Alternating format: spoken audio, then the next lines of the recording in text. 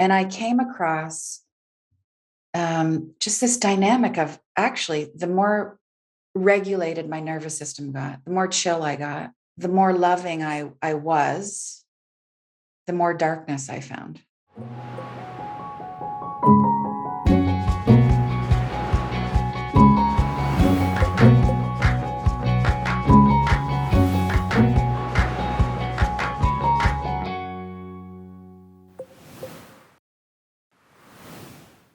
Hey friends, welcome. Welcome to Insights at the Edge Live. In just a minute or so, I'll be bringing on with me Danielle LaPorte, and we'll be talking about her new book, How to Be Loving. I'm so pleased to have you join us on our new digital platform and membership community, Sounds True One. If you're not yet a member and you want to learn more, hit the Learn More button on this page, or you can visit us at join.soundstrue.com. At the end of many of these Insights at the Edge live broadcasts, we'll be having an after show where you can ask our featured presenter your questions. And we'll be having an after show for members today with Danielle. So again, come join us and be a member. You can hit the Learn More button or join.soundstrue.com. All right, here we go. Let me tell you a little bit about Danielle. She is a former think tank director who is now speaking and teaching and sharing with us about the intelligence of love. Her Heart-Centered Facilitators program has facilitators in 32 countries. She's the host of a popular podcast, With Love, Danielle, and with Sounds True, she's released the new book, How to Be Loving, as your heart is breaking open and our world is waking up. And she describes it as an urgent love letter to the light in every one of us. Indeed. Danielle, welcome. Hello. This is such a big day. It's like inaugural, launching, love. It's so good. Yeah. I know I feel a lot of happiness arising in me, which doesn't happen all the time. So I take note of it when it does. This is a moment. Tami It's is great to be with happy. you. Noted.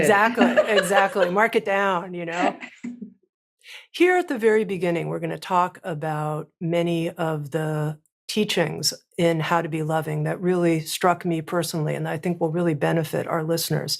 Here at the beginning, this notion of living a heart-centered life. How could someone attune right now, listen right now, participate in this conversation in a heart-centered way? What does that mean? Well, you could ask yourself why you're here and what brought you here. So my definition of a heart-centered life is a life that's reflective. It's just like we're awake. We want to know why we're here. We probably have some intentions of goodwill.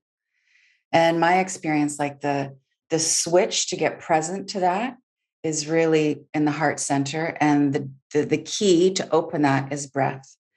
So you'd all just like take a few deep breaths. Could think about a virtue like a higher quality energy that you want to relate to, align with, vibe with. I would suggest some things like divine love or compassion, radiance. We can talk about radiance. And we're here. And I would put in the space. I mean, now this is like already getting into philosophy, but just to consider that your heart is always open. It never closes. It's really this vast space.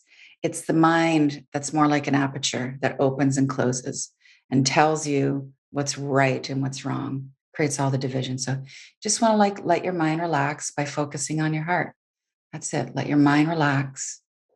Focus on your heart. The heart has got it. Heart has got everything. Now, it's interesting to me, Danielle, that you brought up the term radiance, because I actually wanted to begin our conversation talking about radiance. That was one of the chapters in How to Be Loving that really struck me, in that you describe how radiance can be the outgrowth of dark night passages. And believe it or not, I wanted to start there to understand some of your own journey that went into this heart-centered living teaching. If you can share some about that. Here's my definition. My breakdown of radiance is a bit it's a bit counter self-help. So I think in this space, we tend to think of radiance as like, this is my shine and my glow, and I'm going to bring it. And that's beautiful. Like, walk into any situation, want to be the love in the room, lean towards the positive instead of the density. Yes. However, I think the real light, like the stuff of love, is something that gets revealed. It's it's in us. We hear this so many times, like the answer is within, the light is within. And if that's a universal truth, which I'm signing up for, then radiance is really about the ego mask getting burned. It's all those layers that come off. And how things work for most of us is those layers get toasted and and peeled back through suffering and through hardship. It's the breakup, it's the divorce, it's the bankruptcy, it's the diagnosis. When we get to the other side, we go through those dark nights. We see, wow, I'm more connected than I thought I was. I'm way more resilient than I thought I was. I'm more loved than I thought I was. And for me, my passage was no different. So I used to think, my 30s and my 20s, oh, divorce was a dark night. Or, that business rumble, that was really a dark night of my soul. And I think, I was misunderstanding what ego obliteration really is. And that's, when I went through my dark passages, one in particular a few years ago, and I did falling apart, not able to work, anxiety out of nowhere. I'd never even identified as an anxious person. Called my shrink and said, "What's going on?" She said, "You're having panic attacks." I went into the mode that I usually go into, which is like research and connect. And what I found was in that the hallmark of a dark night of the soul is really that ego being burned. You don't know if you're going to come out the same person on the other side. I don't know if I'm going to have the same orientation, if I'm going to be able to work, if I'm going to want the same things. And I don't know when this is going to end. It really is that soupy chrysalis place. And from that, you peel back, you're in the fire and you become one with that fire, and there's that light. Yeah. In talking about that soupy place, you call it soul soup, which I really appreciated, and this sense of liquefaction. I think a lot of times people can think something is really going wrong right now. And I wonder how we can take an attitude that it might be a transformation that's happening, not that something's going wrong. Mhm. Well, I think we learn and we can invest and we can believe in other people's stories.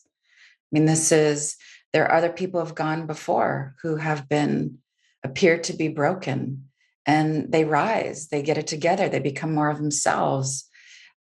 What I'm interested in is why some people go through a dark passage, they get to the other side and they keep expanding. And then some of us conflate and contract again. It's like, I've had people in my life, they get a diagnosis and they have healing circles and they have really intimate conversations and they're doing all the things, like they are vibing higher. There's just more intimacy that happens in the life.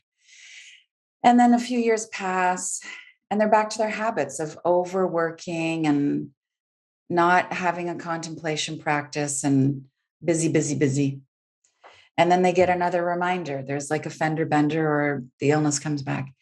And then there's other people who, what I observe, and I'll count myself amongst this, is like, you will do anything you can to not go back to the agony. and you commit to, in this context, a heart-centered life, you commit to using the tools that have always been with you. And I also see when people have been through that fire, so you decide you're never going back, but you also have sometimes this unspoken commitment that you'll do whatever it takes to help people not go through that. Like if you can help flatten the learning curve of your brethren, you will do that. And I think that's what helps the expansion stick. Not that expansion is about, I'm here now, but I think that the dedication to expansion, it gets rooted when you commit to help other people heal on their path. You write, Danielle, about actually the power of taking a vow. And I thought, it's interesting. Danielle's using a very traditional spiritual term here, a vow. And I'm curious to know, as you emerged from this dark night passage, what vows you've taken. I used to question like staying here. I wasn't suicidal, but I always had this kind of like, this is like totally going to be my last lifetime. And then it got a little more morose in that, I think we are living in this Babylon that's falling apart. I've questioned, like, why incarnate now? This is not the best show. This cannot be the best situation in the solar system. There's a lot of agony down here. And that shifted for me. And I got to, hey, if I really believe that there's purpose and meaning to everything, then my personal timing has got to be divine. And my vow was to be the antidote. And I think that's where, for me, and maybe for more of us, that's where the warriorship is that really this is the prayer of St. Francis, which I write about in How to Be Loving. It's like, where there is hatred, let me so love. Where there is darkness, let me be the light. And on and on. And it's like the warriorship is to be calm in chaos, to find your joy when there's so much suffering. But my experience is that's where my fulfillment is. And it seems to be that's where my most effective service is. And that is what requires the most courage. And that only comes from a vow to love. And I also started to include myself in my vow, like in How to Be Loving and in the whole Heart Center community. We really focus on the Metta Bhavana prayer. May I be happy. May I be healthy. May I be free of suffering, free of mental anxiety. May I live in peace. May my life be blessed with ease. I pray it for me. I pray it for you. I pray it for all sentiency.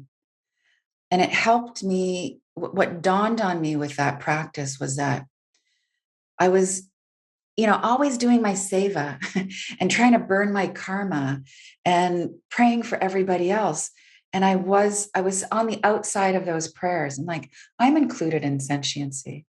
I get to, as I work for you, I get to heal myself.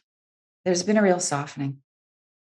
This notion of in any situation being the antidote, that's extremely powerful, Danielle. What I flash on is situations in which, in my own life, I end up being contributing to the problem in one way or another by being critical or thinking but actually that's very powerful to commit. I'm going to be the antidote in this situation. I'm moved by that. Hmm.